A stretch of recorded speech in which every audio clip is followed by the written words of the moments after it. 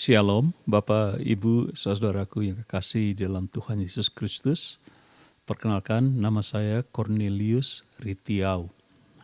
Dan saya mengucap syukur kepada Tuhan bisa sharing dengan Bapak, Ibu, dan saudara sekalian dari firman Tuhan tentang apa yang harus kita lakukan di hari-hari akhir ini, di akhir zaman ini. Baik, sebelum kita masuk dalam sharing firman ini, mari kita bersama-sama berdoa. Bapa dalam surga, terima kasih atas kebaikan-Mu. Engkau memberikan waktu pada kami pada saat ini untuk sharing apa yang dikatakan oleh firman-Mu. Berkati kami, berkati firman-Mu, berkati juga hamba-Mu ini, di dalam nama Tuhan Yesus Kristus kami berdoa. Dan semua kita katakan amin.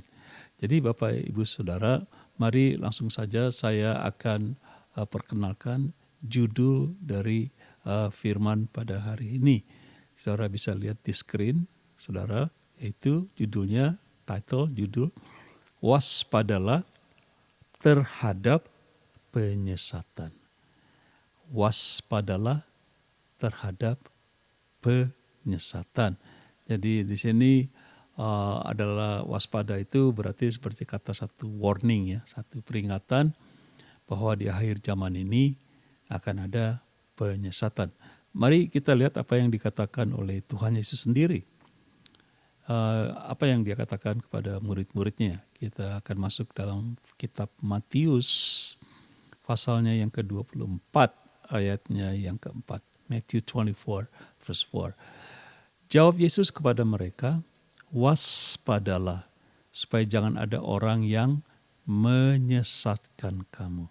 Nah, ini ada satu scenario di mana murid-murid bertanya kepada Tuhan Yesus, apa tanda daripada akhir zaman, tanda-tandanya atau kedatangan Tuhan. Jadi setelah mereka bertanya itu langsung Tuhan Yesus jawab. Dan secara surprise Tuhan Yesus mengatakan kata ini, waspadalah, supaya jangan ada orang yang menyesatkan kamu. Saya bisa melihat mungkin murid-murid tidak mengira bahwa Tuhan Yesus akan mengatakan waspadalah dari penyesatan. Jadi kita akan lihat di firman Tuhan hari ini, siapa yang menyesatkan? Mereka bertanya murid-murid, siapa sih yang mau menyesatkan kita? Coba kita lihat poin nomor 1, yaitu siapakah yang menyesatkan kita. Oke, dan ini dijawab oleh Tuhan Yesus di Matius 24, tadi ayat 11-nya, Matthew 24:11, yaitu nabi-nabi palsu. Bukan hanya satu, tapi nabi-nabi palsu. Karena Tuhan Yesus berkata, banyak nabi palsu. Banyak artinya bisa 100, 1000, 1.000.000, 1M, triliun. Banyak, tidak dikatakan berapa tapi banyak. Nabi palsu akan muncul dan menyesatkan banyak orang. Nah, Tuhan katakan akan muncul karena firman ini dikatakan 2000 tahun lebih. Dia mengucapkan kepada muridnya 2000 tahun lebih. Bahwa di akhir zaman ini akan ada banyak sekali penyesatan. Jadi saudara, ini boleh saya katakan adalah satu nubuatan dari Tuhan Yesus sendiri. Kalau dia bernubuat seperti ini, berarti ada kebenarannya. Coba kita lihat contohnya di sini dari kitab Yeremia. Yeremia 14 ayat 13 dan 14. Jeremiah 14 verse 13 and 14. Kalau saudara baca bahasa Inggris silakan, saya akan baca bahasa Indonesianya. Lalu aku berkata, aduh Tuhan Allah, bukankah para nabi telah berkata kepada mereka, kamu tidak akan mengalami perang dan kelaparan, tidak akan menimpa kamu, tetapi aku akan memberikan kepada kamu damai sejahtera yang mantap di tempat ini. Jadi kita lihat di sini, ini adalah seorang mengatakan nabi palsu berkata gini. Coba kenapa nabi palsu? Karena Tuhan mengatakannya seperti ini. Jawab Tuhan kepadaku, para nabi itu bernubuat palsu demi namaku. Aku tidak mengutus mereka, tidak memerintahkan mereka, dan tidak berfirman kepada mereka. Oke, ini karakter atau kelakuan daripada para nabi palsu. Apa yang mereka lakukan? Mereka menubuatkan kepadamu penglihatan bohong. Ramalan kosong. Dan perhatikan, tipu rekaan hatinya sendiri. Dan tipu rekaan hatinya sendiri. Nah, saya mengerti Tuhan Yesus pernah mengatakan bahwa iblislah bapa penipu. Iblislah bapa penipu. Jadi saudaraku, di sini dikatakan di buku Yeremia ini ada nabi palsu yang tidak diutus oleh Tuhan. Nabi-nabi palsu. Dan selanjutnya kita lihat siapa yang akan menyesatkan banyak orang. Dalam kitab 2 Petrus ayat pasal 2 ayat 1 dan 3. 2 Peter chapter 2 verse 1 and 3, yaitu the false teachers, guru-guru palsu. Kita lihat, kita baca ayat 1, saudara bisa baca bahasa Inggris. Sebagaimana nabi-nabi palsu dahulu tampil di tengah-tengah umat Allah. Tadi di Yeremia kita baca, demikian pula di antara kamu akan ada guru-guru palsu. Akan ada siapa? Guru-guru palsu. Apa yang mereka lakukan? Mereka akan memasukkan pengajaran-pengajaran sesat yang membinasakan. Bahkan mereka akan menyangkal penguasa yang telah menebus mereka, dan dengan jalan demikian segera mendatangkan kebinasaan atas diri mereka sendiri. Kita lihat ayatnya ketiga. Dan karena serakahnya guru-guru palsu itu akan berusaha mencari untung dari kamu dengan cerita isapan jempol mereka. Tetapi untuk perbuatan mereka itu hukuman telah lama tersedia dan kebinasaan tidak akan tertunda. Di sini saya suka bahasa Inggrisnya, dikatakan, by covetousness they will exploit you with what? Deceptive words. Artinya penipuan, pendustaan, kebohongan. Jadi Bapak Ibu, ini dituliskan oleh firman Tuhan bahwa jelas akan ada nabi-nabi palsu dan juga guru-guru palsu. Kita lihat selanjutnya di kitab Petrus juga, pasalnya yang kedua, 2 Petrus 2 ayat 17. Petrus meneruskan mengatakan tentang guru-guru palsu. Guru-guru palsu itu adalah seperti mata air yang kering. Seperti kabut yang dihalaukan tofan. Saudara perhatikan, ini harus diingat kata-kata. Bagi mereka telah tersedia tempat, katakan, telah tersedia tempat dalam kegelapan yang paling dahsyat. Kenapa saya katakan saudara ingat kata-kata ini, telah tersedia tempat dalam kegelapan yang dahsyat. Bahasa Inggris, false teachers are like wells without water, cloud carried by a tempest, for whom is reserved the blackness of darkness forever. It's been reserved. Sudah ada tempatnya untuk orang-orang ini. Jadi kita lihat selanjutnya poin nomor 2, yaitu di sini kita akan belajar bagaimana menghadapi mereka. Saya perhatikan bahwa belakangan ini ada ketegangan di antara kita semua. Kita harus menanggapi nabi-nabi palsu ini dengan guru-guru palsu. Kita lawan mereka, kita kebas mereka, kita kebut mereka. Ayo kita berontak, kita lawan. Ini harus diganyang nih, ini harus kita hantam sampai habis. Ya, mungkin kita berpikir gitu, apalagi kita ini orang-orang manusia kadang-kadang kita suka juga ada kedagingan begitu ya, anak-anak Tuhan. Jadi pertanyaannya, poin nomor 2 ini saya akan perlihatkan bagaimana caranya untuk menghadapi nabi-nabi dan guru-guru palsu ini. Bagaimana? Kita harus bertanya.